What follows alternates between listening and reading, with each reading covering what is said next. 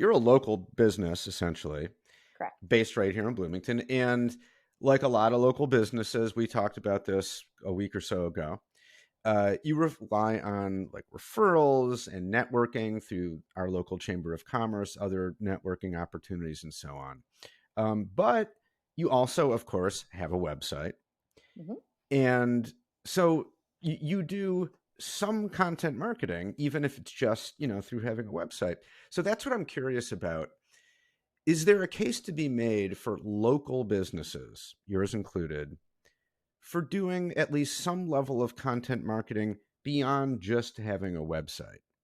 Absolutely. I mean, anytime you're representing your brand, you're marketing it, right? So whether that's social and talking to your audience, which is, maybe B2B, people I think sometimes don't think that just because they're B2B that they need to be marketing in that format, but your audience is still going to find you, whether it be they find your website or they find you through the chamber, they're going to kind of vet you.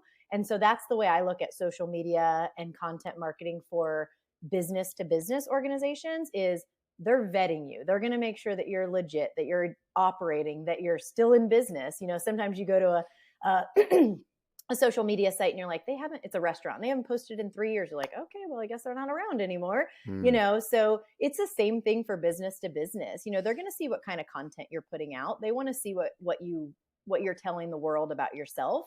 And I kind of call it the new yellow pages, right? It's like Hmm. back in the day, you looked at the yellow pages and you saw an ad and you're like, okay, usually people paid for an ad because they wanted the recognition and they wanted to be seen versus just a little line item.